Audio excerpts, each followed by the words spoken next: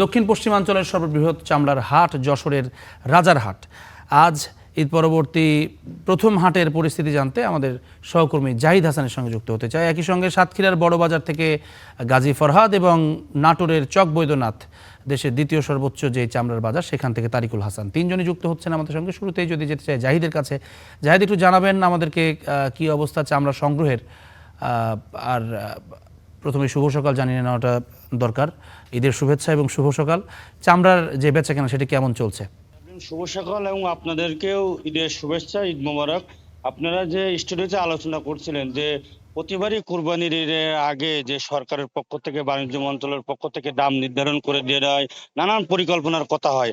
আসলে আপনারা বলছিলেন যে আমারও সাংবাদিকতার জীবনে যে প্রতিবারই যে দাম নির্ধারণ করা হয়, সে নাম সরকারি নির্ধারিত দামে চামড়া বিক্রি হয় না। আমি আছি দক্ষিণ পশ্চিম অঞ্চলের যে সর্ববৃহৎ যে রাজারহাট, সেই রাজারহাট এটা মূলত খুলনা বিভাগ সহ ঢাকার যে পদ্মাপাড়ের যেগুলো জেলা আছে, সেগুলোর জেলা মূলত এখানকার প্রায় অন্তত 20টা জেলার চামড়া এখানকার মূলত আসে এখানে।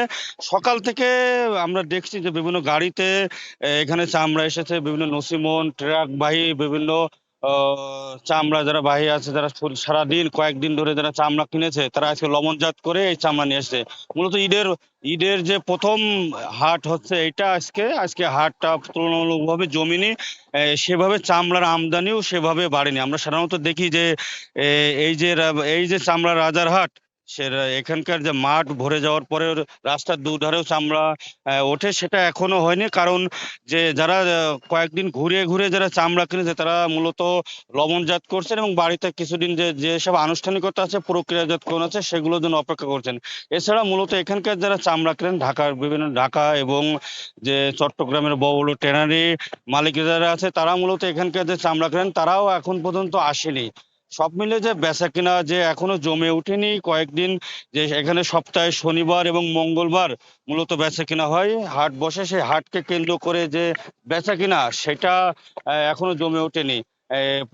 সামনে যে মঙ্গলবার এবং পরবর্তী যে শনিবার, এই দ্বিতীয় হাটের এখানকার চামড়ার হাট জমজমাট হবে। এছাড়া একটি তথ্য জানিয়ে রাখি, যেহেতু যশোর একটি সীমান্তবর্তী জেলা, চামড়ার পাচারের একটা প্রবণতা থাকে, সেটা যদিও বিজিবি এবং প্রশাসনিকভাবে যে আইন শৃঙ্খলা বাহিনী নজরদারিও রেখেছে। এই ছিল ড্যাবলিন যশোর থেকে। আমরা পরবর্তী খবরে আপনাদের এখানকার হাটের পরবর্তী খবর অবস্থা জানাবো। জি, ধন্যবাদ আপনাকে। আমরা একটু গাজী ফরহাদের সঙ্গে যুক্ত হতে চাচ্ছি, সাতক্ষীরার খবর জানতে চাই।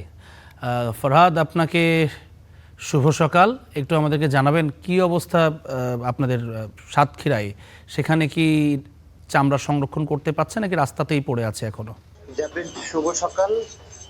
আসলে সাতক্ষীরায় কিন্তু চামড়া সংরক্ষণের যে বিষয়টি আপনি বললেন, সেটি একেবারেই আমরা লক্ষ্য করছি। কিছু কিছু জায়গায় বিভিন্ন ধর্মীয় প্রতিষ্ঠান, মাদ্রাসা এবং কিছু ব্যবসায়ী সংরক্ষণ করলেও এটির অনেক ক্ষেত্রে আমরা দেখেছি যে অনেকে ফেলে দিচ্ছেন, নদীতে ফেলে দিতেও কিন্তু আমরা দেখেছি। বিশেষ করে আমরা সাতক্ষীরা শ্যামনগরে গতকালকে একটি রিপোর্ট করেছিলাম যে যেখানে নদীতে ফেলে দেওয়া হয়েছে। আসলে এই নদীতে ফেলে দেওয়ার ফলেও কিন্তু এখানে ক্ষতির সম্মুখীন হচ্ছে এবং পরিবেশের ক্ষতির সম্মুখীন হয়েছে। আমরা এর মধ্যে রয়েছে সাতক্ষীরার বড় বাজার সোয়ান ব্রিজ হাউসে। তারা ব্যবসায়ীরা বলছেন যে তারা গত বছর যে তুলনায় চামড়া মজুত করেছিল, চামড়া কিনেছিল, এবছর কিন্তু তারা সেটা করতে পারেনি। তার বড় কারণ যেটি বলছে, তারা গত বছর প্রশাসনের আশ্বাসে যে দামে বিক্রি করেছিল, সেই টাকাটিও কিন্তু এখনো পাননি।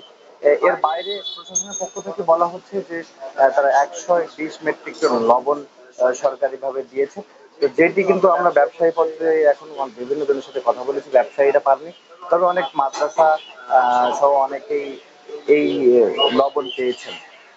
এর বাইরে আমরা যে সমস্যাটি মনে করছি যে এখানে মূলত গ্রাম পর্যায়ে যারা খুচরা ব্যবসায়ী রয়েছে, যারা গ্রাম পর্যায়ে থেকে চামড়া কিনে ব্যবসায়ীদের কাছে বিক্রি করে থাকেন, তারা কিনে কিন্তু ঈদের পর দিন সেই চামড়া সংরক্ষণ করতে পারেনি, যে কারণে ব্যবসায়ীদের কাছে বিক্রিও করতে পারেন। আর ব্যবসায়ীরাও মোটা দাগে চামড়া কিন্তু ভয় পাচ্ছেন। তার বড় কারণ হচ্ছে যে তারা গত বছরের টাকা এখনো পাননি এবং কবে নাগাদ বিক্রি করতে পারবেন।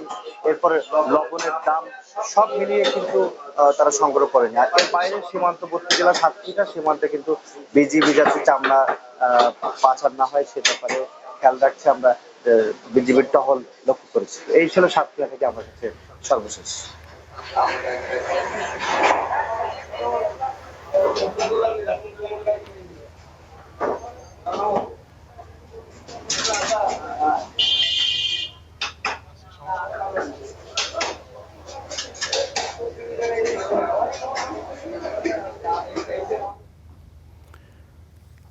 আমরা দেখছিলাম আমাদের সাতক্ষীরা সহকর্মী গাজী ফরহাদ তিনি যুক্ত হয়েছিলেন। তার আগে আমরা যশোর থেকেও যুক্ত হয়েছিলাম। তো মূলত গাজী ফরহাদ যে বিষয়টি বলছিলেন সাতক্ষীরাতে কিংবা যশোরের কথাও আমরা যদি দেখি যে বর্ডারের খুব কাছাকাছি, এবং অতীতে আমাদের যে অভিজ্ঞতা হয়েছে যে যখন বাংলাদেশে চামড়ার দামটিতে ধস নামে তখন পার্শ্ববর্তী দেশ থেকে কিন্তু এই চামড়াটি কিনে নিয়ে যাওয়া হয় এবং বেশ কম দামে তারা এটি লুফে নেন। এবং এই যে পাচারটি হয় সেই পাচারটি রোধ করবার জন্য বর্ডার গার্ড বাংলাদেশ বিজিবি তারা কিন্তু তৎপর রয়েছেন, সেই খবরটি গাজী ফরহাদ জানাচ্ছিলেন। আমরা এখন আরও একবার যেতে চাই নাটোরের চক বৈদ্যনাথ থেকে আমাদের সহকর্মী তারিকুল হাসান তিনি যুক্ত হচ্ছেন। তারিকুল, একটু জানাবেন দেশের দ্বিতীয় বৃহত্তম চামড়ার বাজার, আপনি নিজেই জানিয়েছিলেন গতদিন, আমাকে তথ্যটি আমার মনে আছে। এখন আপনি আমাকে বলবেন যে কি অবস্থা, ওই দিন থেকে চিত্র কিছুটা পাল্টেছে কিনা গতকালকের চাইতে, বেচা কেনা নিয়ে কিছুটা সন্তোষ দেখছেন কিনা, এবং একই সঙ্গে দামের ব্যাপারে এই যে সিন্ডিকেটের বারবার করা হয়, অভিযোগ করা হয়, সেই সিন্ডিকেটটি আপনাদের ওখানে কতটা সক্রিয়? বেচাকেনা আসলে ঈদের দ্বিতীয় দিন সকাল পর্যন্ত হয়েছে। তারপর থেকে আসলে যে সংরক্ষণ বা প্রক্রিয়াজাতকরণের প্রাথমিক ধাপের কাজগুলো ছিল সেগুলো হচ্ছে ব্যবসায়ীরা সম্পন্ন করেছেন। আর এখন হচ্ছে চামড়া যে আড়ত চকবদ্যনাথ সেটা কিন্তু মানে ফাঁকাই বলা চলে। এখানে মানে তাদের কাজ শেষে তারা এখন বিশ্রামে রয়েছেন। প্রাথমিক যে কাজগুলো সেগুলো সম্পন্ন হয়েছে। কিছু অভিযোগ ছিল যারা হচ্ছে বিক্রেতা, খুচরা মৌসুমী বিক্রেতা বা মাদ্রাসার প্রতিনিধি, তাদের পক্ষ থেকে মানে কম দামে বিক্রির অভিযোগ করা হয়েছিল। তার প্রেক্ষিতে আমরা হচ্ছে যারা আড়তদার তাদের কথাও শুনেছি, তারা কিন্তু পাল্টা বক্তব্য ছুড়েছেন। বলেছেন যে এই প্রশাসন যে লবণটা দেয় সেই লবণটা আসলে ঠিকভাবে তারা দিতে পারেন না, আর তাদের না দিয়ে যদি এই আড়তদারদের দেওয়া হয় সেটা আরো বরং ভালো হবে, এরকম বক্তব্য জানিয়েছেন। এবং বলেছেন যে আসলে লবণ ছাড়া এই চামড়া সেভাবে কেনা সরকারি মূল্যে সম্ভব হয় না।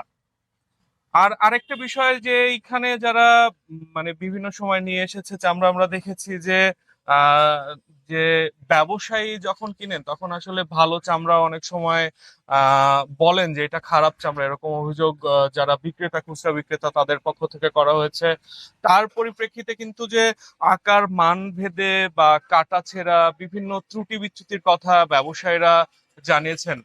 বলেছেন যে আসলে বিভিন্ন সমস্যার কারণেই তারা সেভাবে মূল্য দিতে পারেন না, আবার যে সরকারি নির্ধারিত মূল্য তার চেয়ে মানে বেশি মূল্যে তারা কিনছেন বর্গফুট হিসাবে, না কিনলেও, এরকম তথ্য তারা দিয়েছেন। তো এই যে চামড়ার বাজার, এই চামড়ার বাজার আবার হয়তো আগামী বৃহস্পতিবার শনিবারে জমে উঠবে, কারণ অন্য অন্য জেলার যে চামড়াগুলো এখনো নাটোরে আসতে শুরু করেনি, আর আশেপাশের যে চামড়াগুলো সেগুলো ইতিমধ্যে বেচা বিক্রি শেষ হয়েছে।